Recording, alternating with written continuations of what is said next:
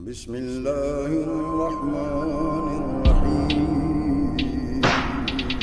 شروع اللہ کے نام سے جو بڑا مہربان نہایت رحم۔ ذکر اسلامک انفوٹیک بائی ذاکر کائنات۔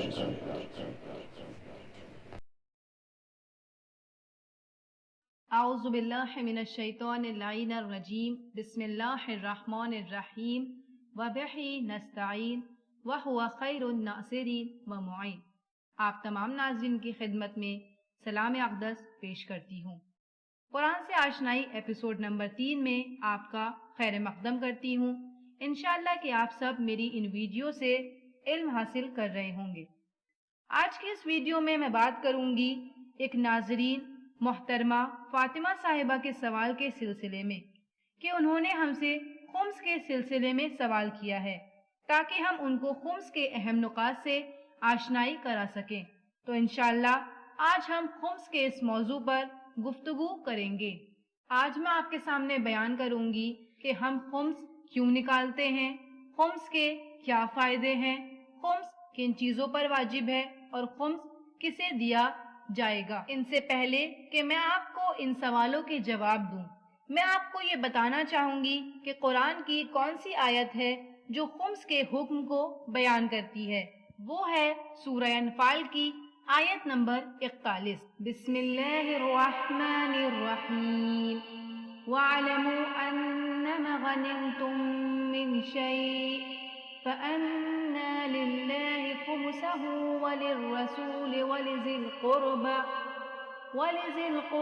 وَالْيَتَامَى وَالْمَسَاكِينِ وَابْنِ السَّبِيلِ۔ اور یہ جان لو کہ تمہیں جس چیز سے بھی فائدہ حاصل ہو اس کا 5واں حصہ خدا، رسول کے قرابت دار، یتیم، مسکین، مستضعفین، غربت زدہ کے لیے ہے۔ اور آیت میں جو غنیمتم آیا ہے، غنیمتم سے مراد کلی طور پر ہر وہ چیز جس سے انسان فائدہ حاصل کرتا ہے۔ آئیے ہم چلتے ہیں اپنے سوالوں کی طرف۔ ہمارا سب سے پہلا سوال ہے کہ ہم خمس کیوں نکالتے ہیں؟ ہم خمس اس لیے نکالتے ہیں تاکہ ہمارا معاشرہ یعنی کہ ہماری سوسائٹی میں بہت سے لوگ ایسے ہیں جو غریب ہیں، بے سہارا ہیں، بھوکے ہیں، تاکہ ان کا پیٹ بھر سکے، وہ اپنی زندگی کو آرام سے گزار سکے۔ ہمارا دوسرا سوال کہ ہم خمس نکالتے ہیں لیکن اس کے بینیفٹس کیا ہیں، فائدے کیا ہیں؟ تو میں آپ کو بتاتی چلوں کہ جو ہم خمس نکالتے ہیں اس کے 2 طرح کے بینیفٹس یعنی فائدے ہیں، جس میں سے ایک کا تعلق ہم سے ہے اور دوسرے کا تعلق ہماری سوسائٹی یعنی ہمارے معاشرے سے ہے۔ میں آپ کو ان فائدوں کے بارے میں بتانا چاہوں گی جن کا تعلق ہم سے ہے۔ ہمارا مال پاک ہو جاتا ہے، ہماری نسل پاک ہو جاتی ہے، ائمہ معصومین ہمارے لیے دعا کرتے ہیں، ہماری آخرت میں مغفرت کا ذریعہ ہے، ہمارا رزق پاک اور اس میں برکت ہو جاتی ہے۔ آئیے میں آپ کو بتاتی ہوں کہ ہمارے معاشرے کے لیے کیا بینیفٹس یعنی فائدے ہیں۔ ہمارے معاشرے کی ضرورت پوری ہوتی ہے۔ امام یا نائب امام ہمارے معاشرے کے لیے ضرورت کے تحت اسکول، کالج، ہاسپٹل اور مسافر خانہ جیسی دیگر چیزیں بنوا کر ہمارے معاشرے کی ضرورت کو پورا کرتے ہیں۔ اب آتے ہیں ہم اپنے تیسرے سوال کے جانب کہ کن چیزوں پر خمس واجب ہے۔ خمس 7 چیزوں پر واجب ہے۔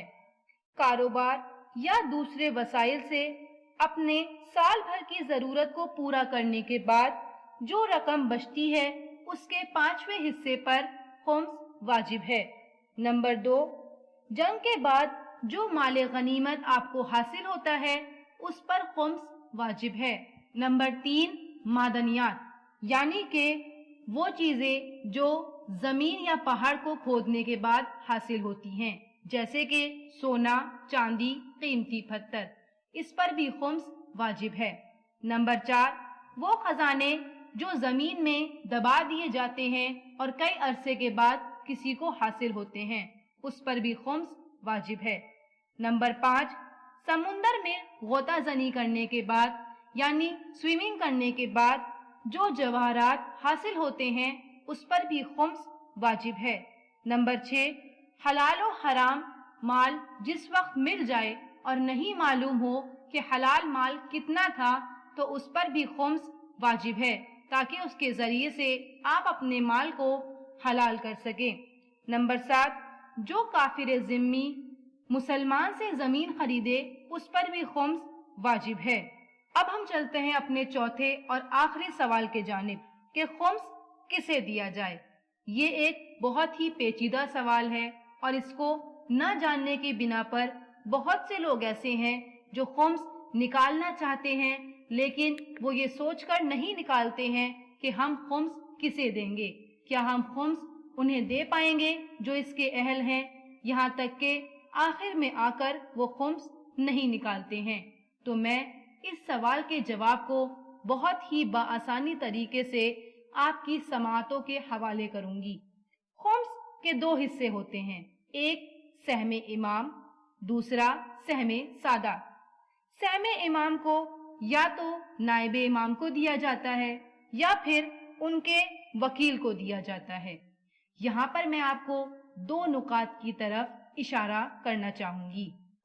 آیت اللہ سستانی نے کہا ہے، اگر انسان اتنا باشعور ہے کہ وہ سہم امام کو اس شخص کو دے رہا ہے جو معاشرے کی ضرورت کو پورا کر سکے تو وہ ایسا کر سکتا ہے، لیکن آیت اللہ خامنائی کہتے ہیں اس انسان کو ایسا کرنے سے پہلے پرمیشن یعنی کہ اجازت لینی ہوگی نائب امام یا پھر ان کے وکیل سے۔ اب باری آتی ہے سہم سادات کی کہ ہم سہم سادات کسے دیں، تو سہم سادات شیعہ اثنا عشری میں یتیم، مسکین، مستضعفین، غربت زدہ کو دینا چاہیے، لیکن یہاں پر بہتر ہے کہ آپ سہم سادات یا تو کسی مدرسے، کسی مسجد یا پھر کسی ایسے شخص کے حوالے کریں جو اس کے اہل تک اس کو پہنچا سکے۔ انشاءاللہ کہ اب آپ کے سامنے خمس کے مسائل حل ہو گئے ہوں گے، لیکن اگر پھر بھی آپ کے ذہن میں خمس کے سلسلے میں یا پھر دیگر چیزوں کے سلسلے میں کوئی بھی سوال ہے تو آپ کمنٹ میں ضرور لکھیں۔ میں تھی آپ کے ساتھ ذاکرہ کائنات رضوی اور آپ روبرو ہو رہے تھے ذکر ٹی وی کے ذریعے۔ والسلام علیکم ورحمۃ اللہ وبرکاتہ۔